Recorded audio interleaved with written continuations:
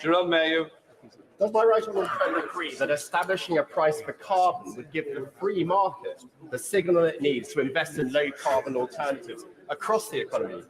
Does he also agree that a carbon border adjustment mechanism is a necessary first step to achieve that? Mr. Speaker, I know my honourable friend has raised this issue before, and of course tackling carbon leakage is a vital issue.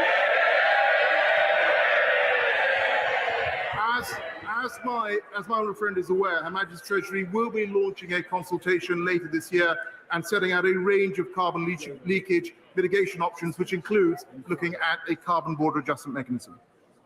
Boris Johnson. Am I allowed to say to the Minister that many of us on these benches think he's done a darn good job? But will he make every effort, if he survives the present wranglings in the Conservative Party, will he come back and grassroot what we're trying to do about climate change in every community and every town and city and community? Let's have 500 sustainable towns and cities in this country. Does he agree with that? Mr. Speaker, in the words of Gloria Gaynor, I will survive. But can I just say, Mr. Speaker, that the point he raises is that tackling the climate emergency is an issue for all of us, for governments, for civil society and individuals, and we all need to play our part. Before we come to Prime Minister's questions, I'd like to point out the British Sign Language interpretation of proceedings is available to watch on the Parliament Live TV. I'd also like to welcome Lord Mackay, who is retiring today after many distinguished years as Lord Chancellor. Before I call Kim Leadbeater to ask the first question, it's only fitting. Before I call Kim Leadbeater, it's to ask her first question. It's only fitting to note this is likely to be the final time the Right Honourable Member for Uxbridge addresses the House as Prime Minister. I would like to wish him and his family all the best for the future. Can I say, we've been through many dark times within this House, and none more so than through the pandemic, and always will be remembered for what this House did and the way that you conducted those duties during those dark times, Prime Minister. I understand that members will have differing views about the Prime Minister's performance and legacy, and those views will be sincerely and passionately held, but I remind members that our constituents and others around the world watch these proceedings. Let us conduct them in a respectful manner, focusing on issues and policies rather than personalities. I take this opportunity to remind members of the words of Erskine May: good temper and moderation are the characteristics of the parliamentary debate. I expect to see that reflected today in the proceedings. I now call Kim Leadbeater. Question number one, Mr. Speaker. Prime Minister. Thank you, Mr. Speaker. Today marks the 40th anniversary of the bombings in Hyde Park and Regent Park, and tomorrow sees the 50th anniversary of Bloody Friday. Such terror by the Provisional IRA was barbaric and shameful, bringing untold grief to countless families, and our thoughts are with all those who lost loved ones during the Troubles. We as a government remain determined to help build a better shared future for all the people of Northern Ireland. Mr. Speaker, I've spoken to the chair of the National Fire Council last night and this morning about the heroic work of firefighters in recent days. I know the whole House will want to thank them and all our frontline services who've been working hard to keep us safe. My right honourable friend, the Chancellor of the Duchy of Lancaster, will be making an oral statement later. Mr. Speaker, I know colleagues will wish to join me in wishing England's Lionesses well in their quarter-final match against Spain in Brighton this evening. And I know that the House will want to congratulate Jake Whiteman, who produced a stunning run to take gold in the 1,500 metres at the World Championships in Oregon. Mr. Speaker, as you rightly say, last week I told the House that this was possibly, that last week was possibly my last PMQs. This week, Mr. Speaker, probably, certainly will be my last PMQs from this dispatch box, or any other dispatch box. Mr. Speaker, this morning I had meetings with ministerial colleagues and others, and in addition to my duties in this House, I will have further such meetings later today. Thank you, Mr. Speaker. Summer recess gives all parliamentarians an opportunity to reflect on our inability to uphold the 7 principles of public life. Selflessness, openness, objectivity, honesty, integrity, accountability and leadership. These are fine principles, but public trust in politicians is at an all-time low. Will the Prime Minister be using the next few weeks to personally consider why this could be? And as the unedifying fight for his job continues, if those who are vying to replace him were to draw on his wise counsel,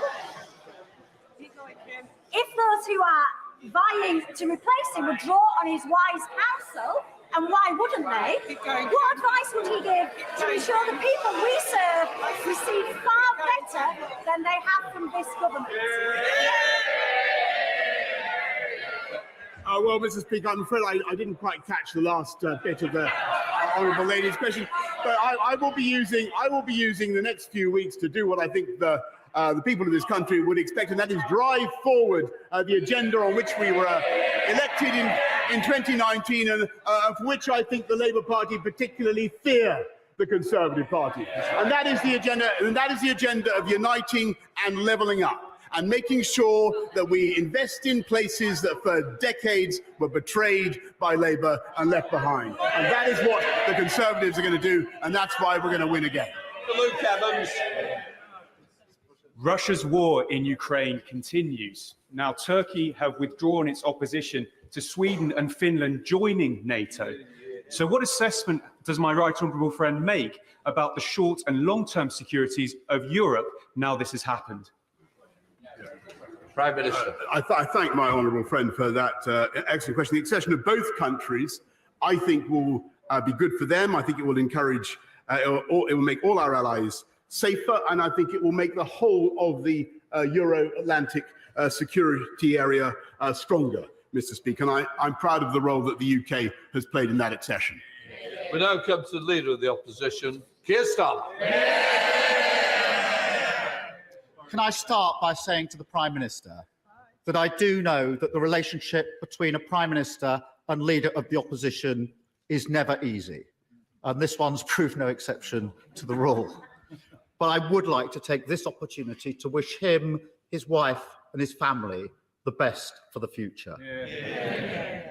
Can I also put on record our gratitude to the fire and rescue services for all their courageous work yesterday in extreme temperatures.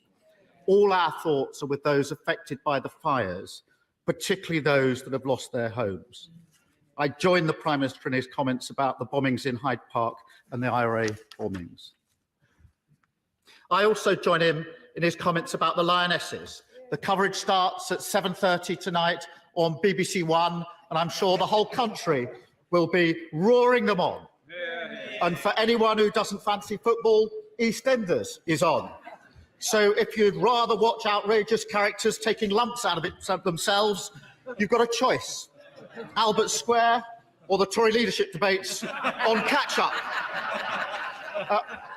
On that topic, Mr. Speaker, why does the Prime Minister think that those vying to replace him decided to pull out of the Sky debate last night?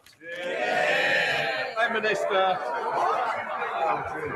Well, Mr. Speaker, I'm not following this thing particularly closely, but my impression is that there's been quite a lot of debate already, and I think the public are having an ample opportunity to view the talent, Mr. Speaker, that any one of which, as I say before, like some household detergent, would wipe the floor I mean, today happens to be just about the anniversary of the exit from lockdown last year. And do you remember what he said? He said, yeah, I'm going to remind him, he said it was reckless. It was because we were able to take that decision, Mr. Speaker, supported by every single one of those Conservative candidates, opposed by him, that we had the fastest economic growth in the G7. We're now able to help families up and down the country. If we'd listened to him, it wouldn't have been possible, Mr. Speaker. And I don't think they'll be listening to him either. Well, I'm impressed you managed to get through that with a straight face, actually. I think the truth is this. They organised the TV debates because they thought it would be a great chance for the public to hear from the candidates firsthand. Yeah. Then disaster struck because the public actually heard from the candidates firsthand. But I am interested in what he makes of the battle for his job. So let me start with a simple one. Does the Prime Minister agree with his former Chancellor that plans put forward by the other candidates are, in his words, I've got them here, nothing more than the fantasy economics of unfunded spending promises?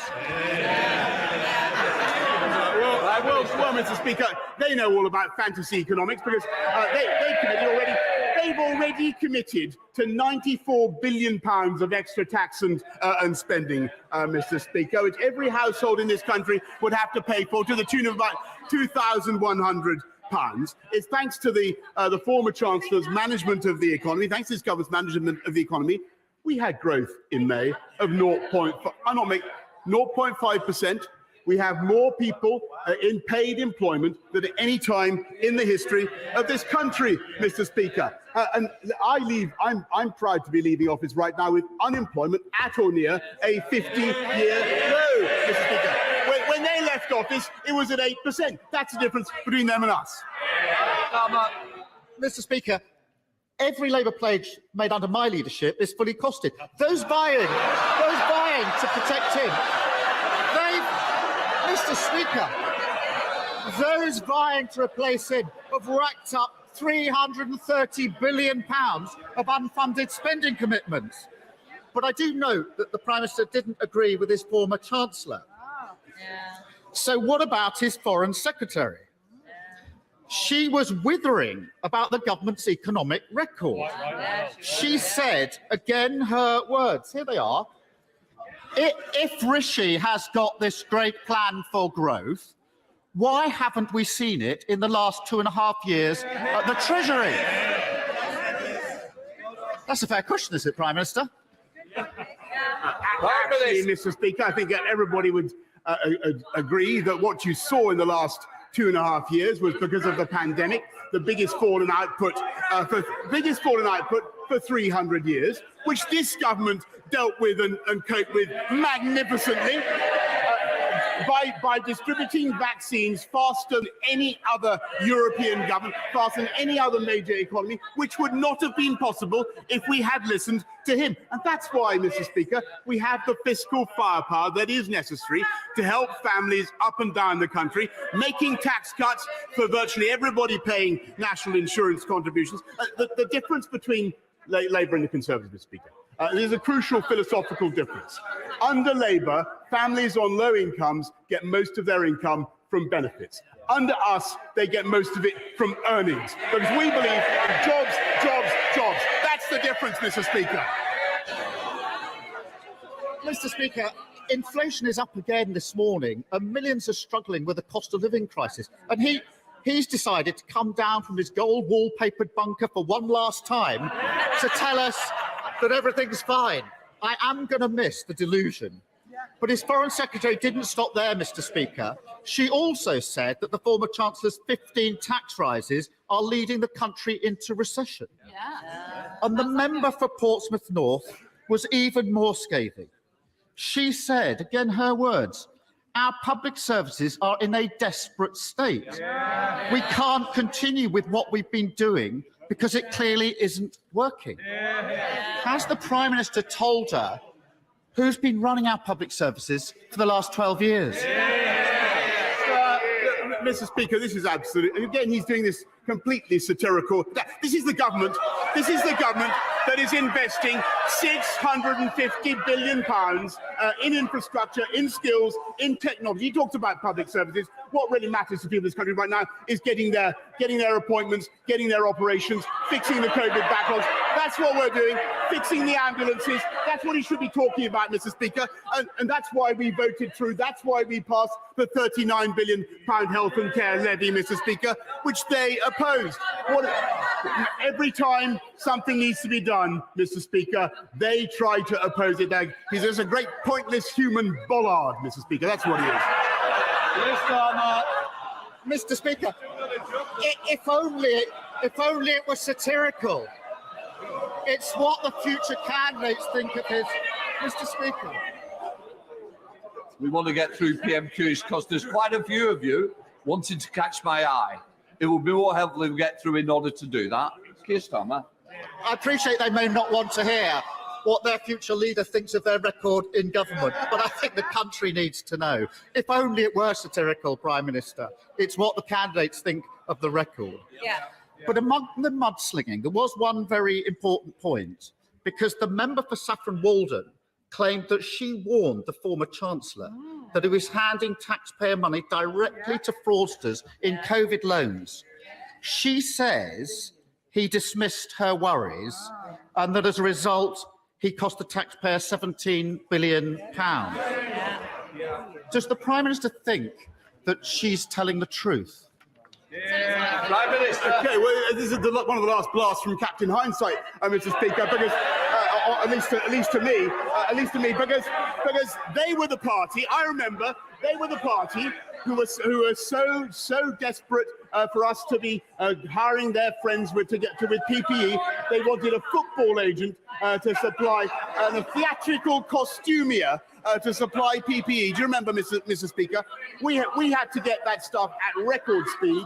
We produced £408 billion worth of support for families and for businesses up and down the country, Mr. Speaker. And the only reason we were able to do it at such speed is because we managed the economy in a sensible and moderate way.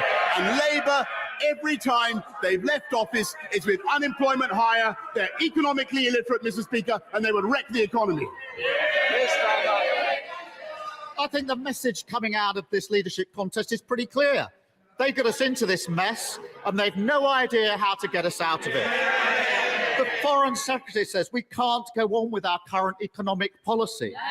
The member for Portsmouth North bemoaned the fact that what we've been doing has not been good enough. And the member for Saffron Walden probably puts it best when she simply asked, why should the public trust us? We haven't exactly covered ourselves in glory. Their words, their future leaders' words. They've trashed every part of their record in government, from dental care and ambulance response times to the highest taxes in 70 years. What message does it send when the candidates to be Prime Minister can't find a single decent thing to say about him, about each other, or their record in government? Mr. Speaker, what does it say? What does it say about him that no one can name a single policy of after 3 years of the Labour opposition, apart from putting up taxes? He's one of those pointless plastic bollards you find around a deserted roadworks on a motorway, Mr. Speaker.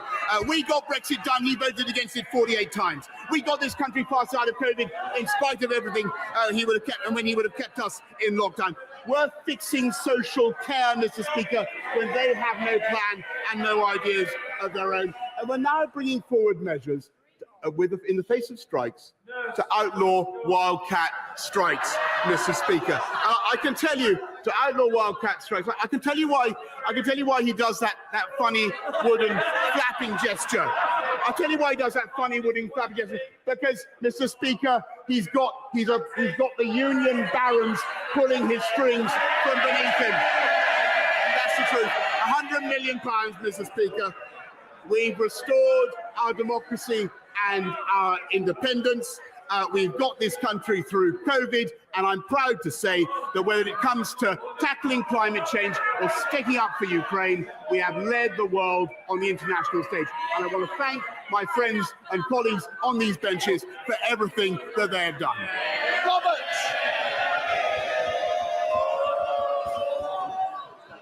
Mr. Speaker, in September, it will be 25 years since the 25th anniversary of the referendum on devolution in both Scotland and Wales.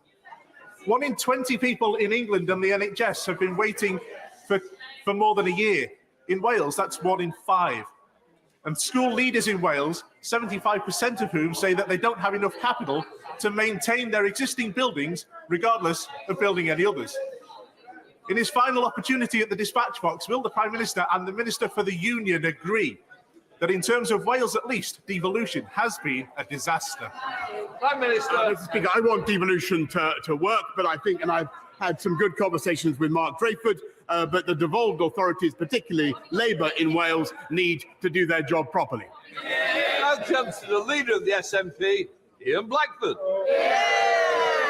Thank you, Mr. Speaker. And can I join you in wishing all the best in his impending retirement to James Mackay and Beth? He's been a friend to many of us right throughout this House, and we congratulate him for his service. Can I also join the Prime Minister in congratulating Jake Whiteman for his success overnight in winning the 1500 metres at the World Champions? What a fantastic achievement.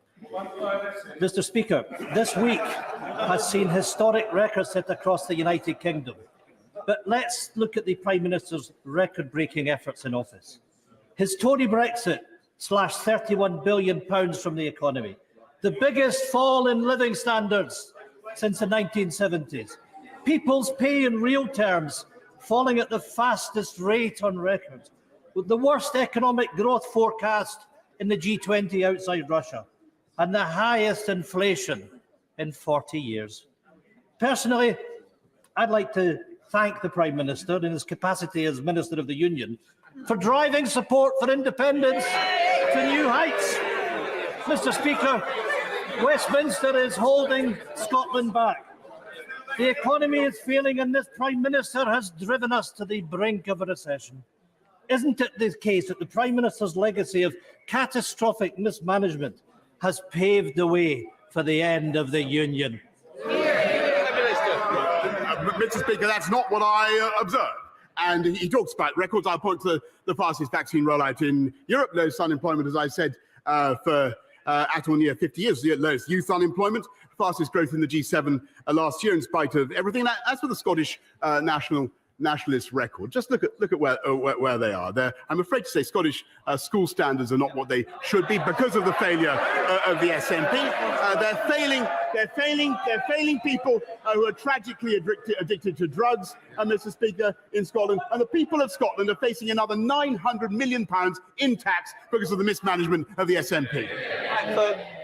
I mean, the Prime Minister might believe that nonsense, but the people of Scotland don't, because they know the reality that our NHS is the best performing in the United Kingdom, and education standards under the SNP are moving in the right direction. Mr. Speaker,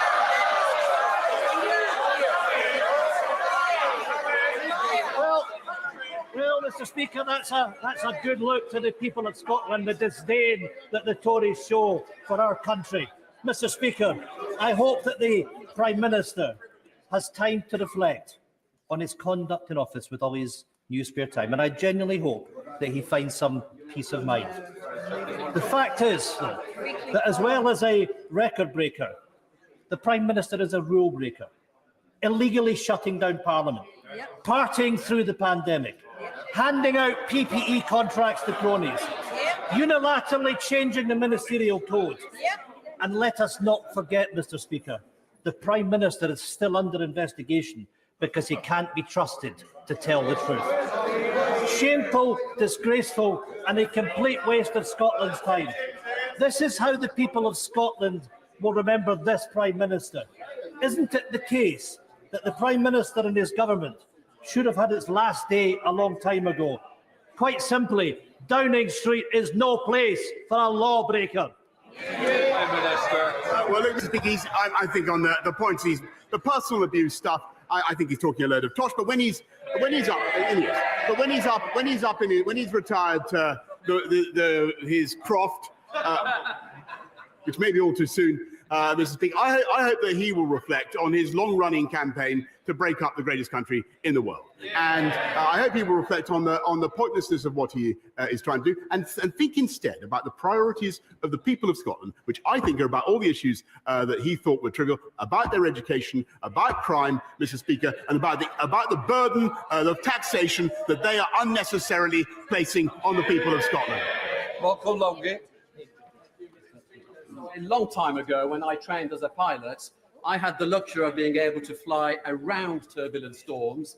But what I also had was the ability to rely on a team that kept my aircraft airworthy.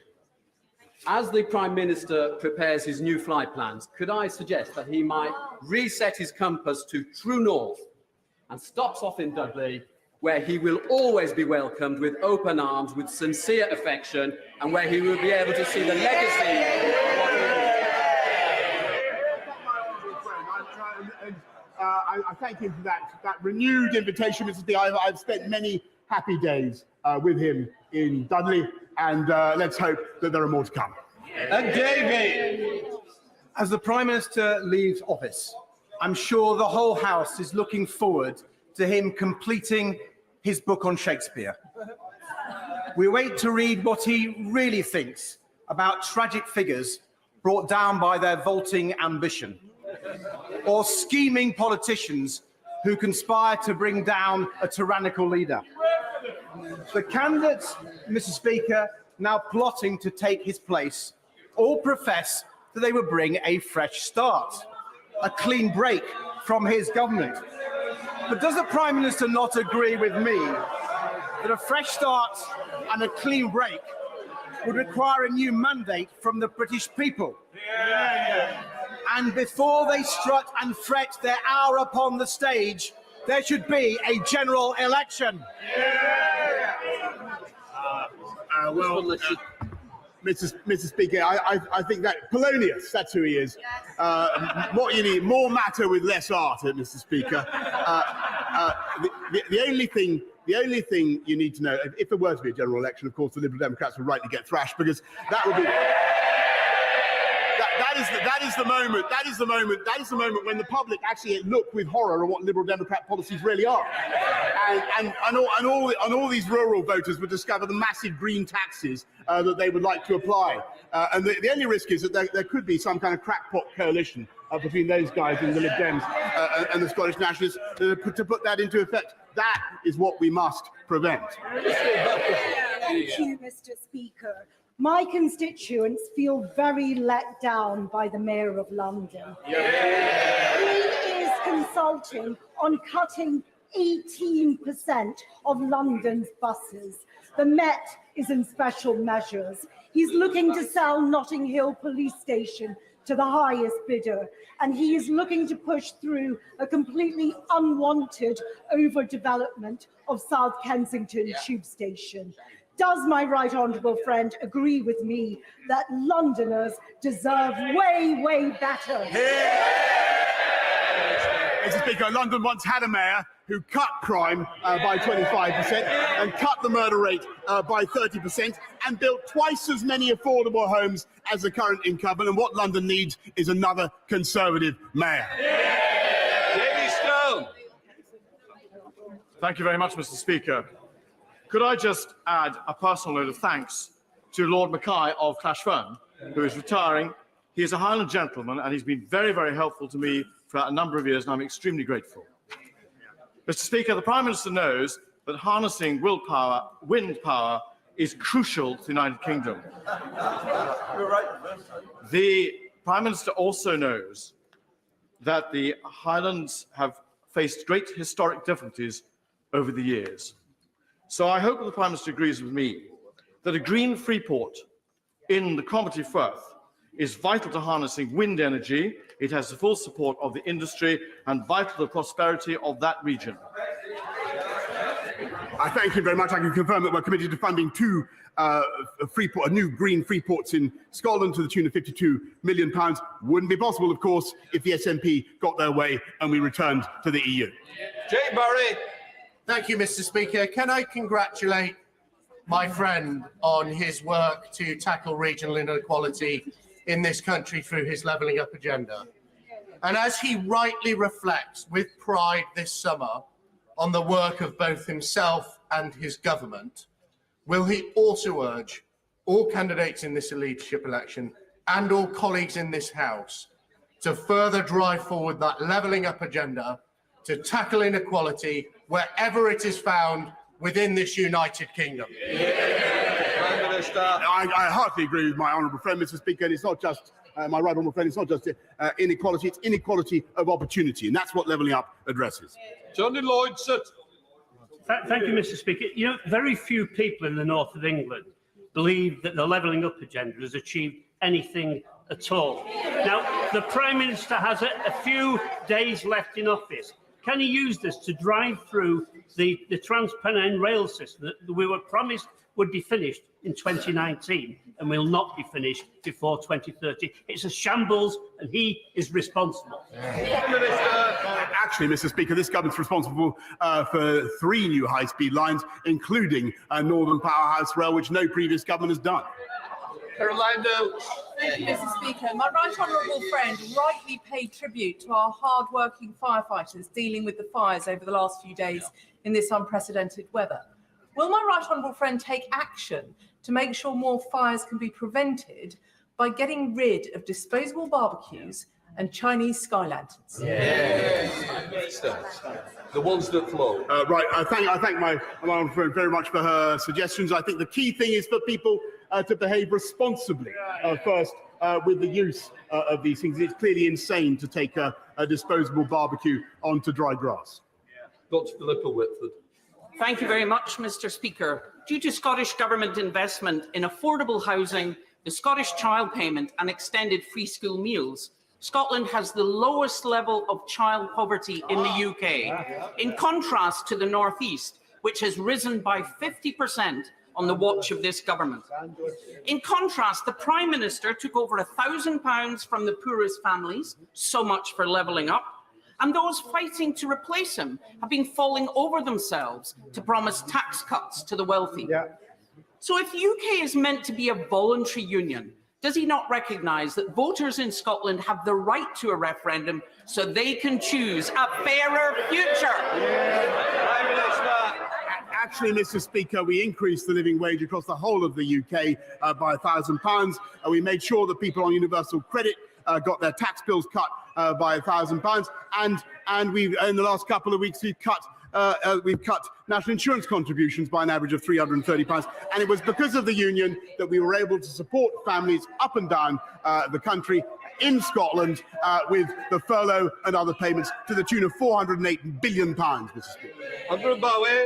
Mr. Speaker, can I thank my right honourable friend for his commitment to Scotland and the entire United Kingdom over his years in Downing Street, and to him and my friend, the Secretary of State for Scotland, for improving and increasing the visibility and involvement of the UK government in Scotland over the past 3 years. And does my right honourable friend agree with me that whoever takes his job and whatever comes next, the United Kingdom will always be stronger together than it ever would be apart? Mr. Speaker, brilliantly put. I couldn't put it better myself. Kate Osmond. Mr. Speaker, the Windrush compensation scheme was launched in April 2019. In the time since, we've seen this Prime Minister come and go. Meanwhile, just 1 in 4 applicants have received compensation so far, and at least 28 have sadly passed away without receiving compensation. Isn't it about time for the government to make the scheme independent of the Home Office and finally provide justice to the victims before it is too late? Actually, Mr. Speaker, I think more people have got compensation and I renew my apologies to the Windrush generation for what they've suffered. But we have greatly increased the compensation available. We've paid out, I think, more than £51 million. We're working with voluntary groups to ensure that people get what they're entitled to. But I may say that Labour has never apologised for their own part in the Windrush scandal. Speaker, can I thank my right honourable friend, the Prime Minister, for all of the work he has done for Scunthorpe, but can I pay particular thanks to him for the work that he has done for steel? He has shown his understanding both of the challenges that steel faces and of its importance to this nation. He has kept every promise he has made to me on steel. I want to thank him very much for his work on that. Does he agree with me that the future of steel is always safest under a Conservative government? Yes, Mr. Speaker, and I thank her for everything that she has done to champion UK steel, a vital national industry. Mr. Speaker, this Prime Minister has been the very embodiment of the excess and the vice that the Ministerial Code was designed to protect. And once trust is broken, it's very hard to rebuild. The trust of the Good Friday Agreement between the peoples and between the governments of these islands has been systematically destroyed over the last 6 years. And people across the island of Ireland, whether unionist or nationalist, or neither have looked on in horror at the degradation of the rule of law, at the deterioration of Anglo-Irish relationships, and at the bolstering of the far right. Many of us will work to try and restore those relationships and ensure the decent people of Britain and Ireland live entwined lives for many years to come. Can I ask the Prime Minister if he is capable of any self-reflection? Does he have any regrets of his legacy of damaging our fragile, shared society and all the people of Northern Ireland? Well, Mr. Speaker, I completely disagree with that. The whole objective of the Northern Ireland Protocol Bill that we've passed is to support the Belfast Good Friday arrangements, to support the balance of those and symmetry of those arrangements. I was very pleased that it passed it got its advance into the House of Lords with no amendments, Mr. Speaker. Crispin Blood.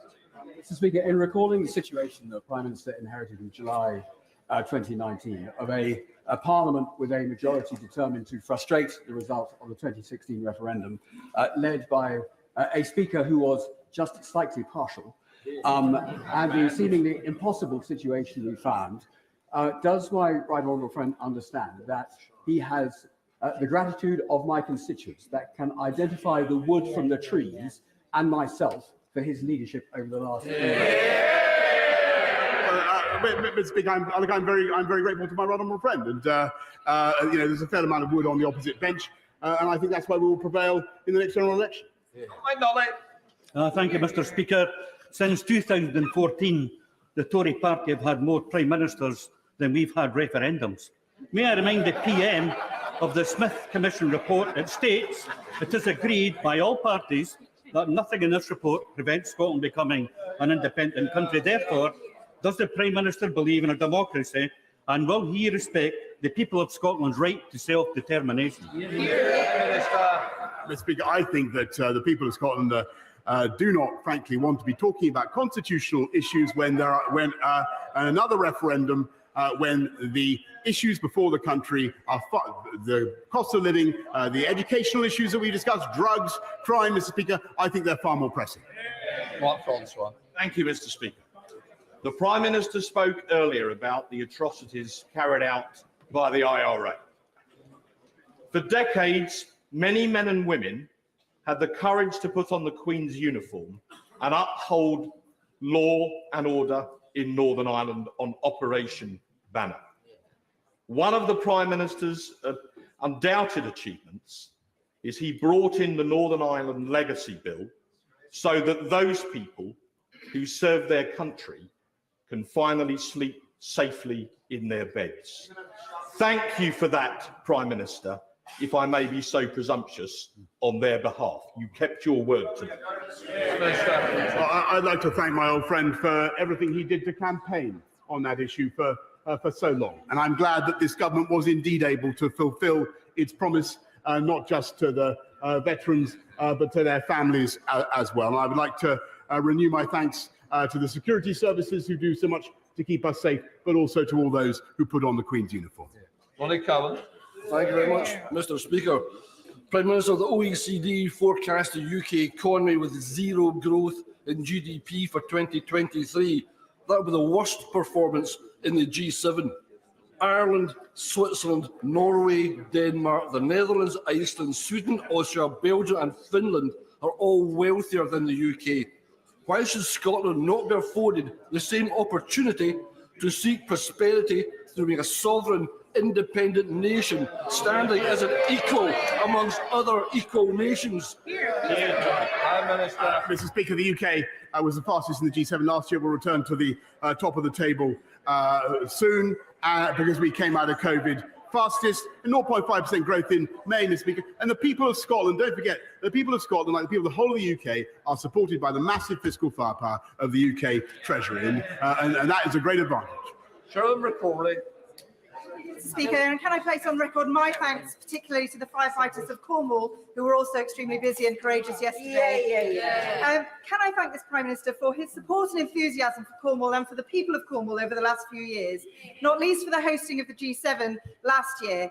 And can I also thank him for the investment of the Shared Prosperity Fund, an investment of £132 million, which for an national average of £17 a head, Cornwall sees £233 a head. And does my right honourable friend agree that his enthusiasm for levelling up every part of the United Kingdom needs to carry on in the future? Yes, she's a fantastic champion. My friend is a fantastic champion for Cornwall, and we will continue with our programme to support the Greater South West, whether it's through the A303 or broadband. Mr. Speaker, Cornwall has a bright future with her as a representative. Justin Oswald. Thank you, Mr. Speaker. While the Prime Minister has been on the randan at Chequers, people in Scotland are suffering because of this Tory cost of living crisis, and we're paying a high price for his disastrous hard Brexit imposed against the wishes of Scottish voters. It's time to end this democracy denial, Prime Minister. Scotland can't afford to stay shackled to this crumbling union and Tory governments that we don't vote for. Does the Prime Minister not accept that Scotland is a democracy? He has no right to overrule the votes of people in Scotland, and we will have the referendum that we voted for. Mr. Speaker, this is the country that secured furlough, that delivered the vaccine across the whole of the UK, while the SNP gets on with overtaxing to the tune of £900 million, Mr. Speaker. That's what they're overtaxing in Scotland, and we had a referendum, Mr. Speaker, in 2014. Martin Vickers. Thank you, Mr. Speaker. I know that my right honourable friend is aware of how important the seafood processing industry is to the Grimsby-Cleethorpes area. However, there is one cloud on the horizon, and that is the recently imposed 35% tariff on white fish, which is causing industry leaders considerable concern. And though they recognise that it's important to maintain sanctions against Russia, this is causing, as I say, great concern. Would my right honourable friend arrange meetings with me and my honourable friend from Grimsby with the appropriate ministers so we can discuss measures how to mitigate the impact on the industry? Minister, I'll make sure he gets a meeting as soon as possible with the relevant minister. But I think it is very important that we encourage our great fish and chips shops in Grimsby, Cleethorpes and elsewhere to make sure they're not just using Russian fish and chips. John Littleson. Thank you, Mr. Speaker. As the Prime Minister limps off into the history books, his name up there in the pantheon of greats alongside the Duke of Portland and Spencer Perceval, can he update us on his defenestration honours list? How many of his cronies will he ennoble? Can we expect him to surpass Harold Wilson with a lavender list of dodgy donors, obsequious courtiers, and pinchers by nature? Very poor. Mr. Speaker, I'm sure that everybody who has served this government loyally and well deserves recognition of some kind. But as for the honours list, I'm afraid he'll have to contain his excitement. Can I just say, we wanted good temper and better moderate language. And I don't think we got it then. Right, well, I know we didn't. Anna Fair. Speaker, I'd like to thank the Prime Minister for his support for the new city of Southend. Our brilliant hospital turns 90 next Tuesday, but our heroic NHS staff are hampered by the size of the A&E department.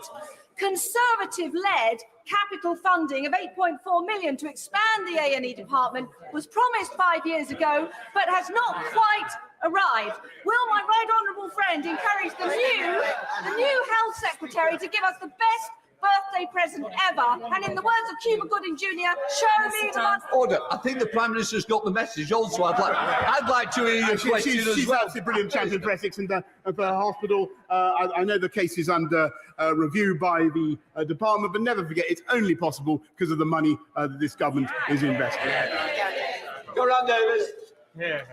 Mr. Speaker, the Prime Minister will be remembered as a man of his word. Pile high, 200,000 dead, the highest in Europe.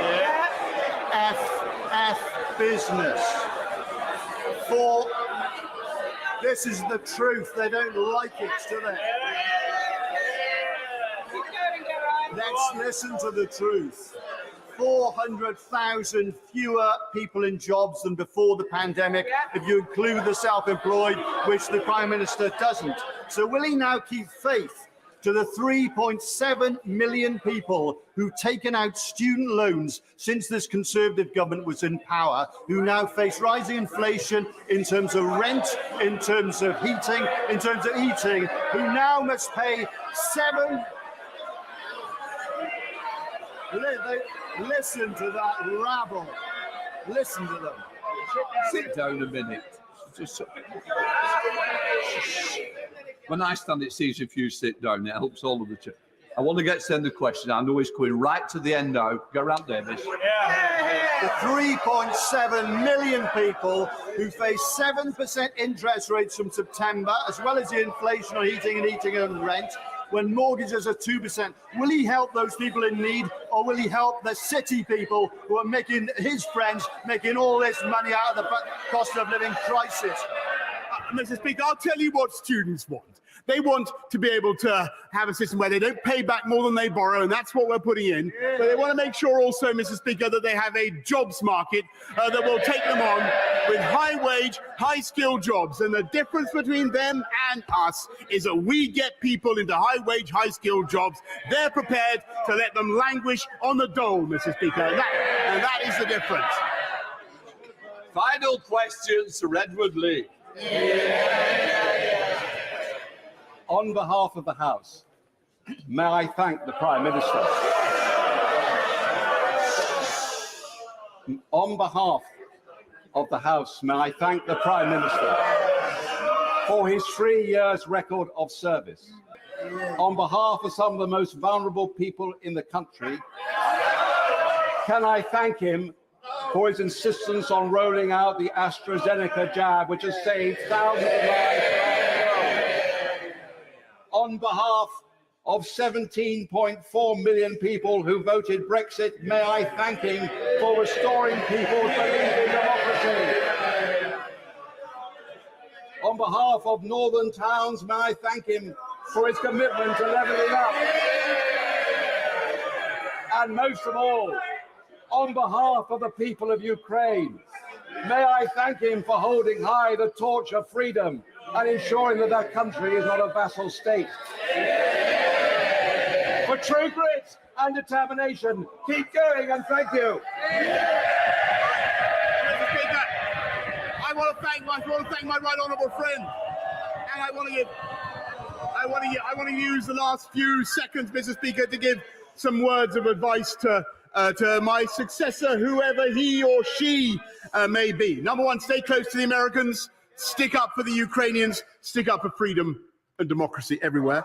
Cut taxes and deregulate wherever you can to make this the greatest place to live and invest, which it is. I love the Treasury, but remember that if we'd always listened to the Treasury, we wouldn't have built the M25 or the Channel Tunnel. Focus on the road ahead. Focus on the road ahead, but always remember to check the rear view mirror. And remember, above all, it's not Twitter that counts. It's the people that sent us here. And yes, the last few years have been the greatest privilege of my life. And it's true that I helped to get the biggest Tory majority for 40 years and a huge realignment in UK politics, Mr. Speaker. We've transformed our democracy and restored our national independence, as my right honourable friend says. I've helped to get this country through a pandemic and help save another country from barbarism. And frankly, that's enough to be going on with. Mission largely accomplished. For now, I want to thank you, Mr. Speaker. I want to thank all the wonderful staff of the House of Commons. I want to thank all my friends and colleagues. I want to thank my right honourable friend opposite, Mr. Speaker. I want to thank everybody here, and hasta la vista, baby. Thank you.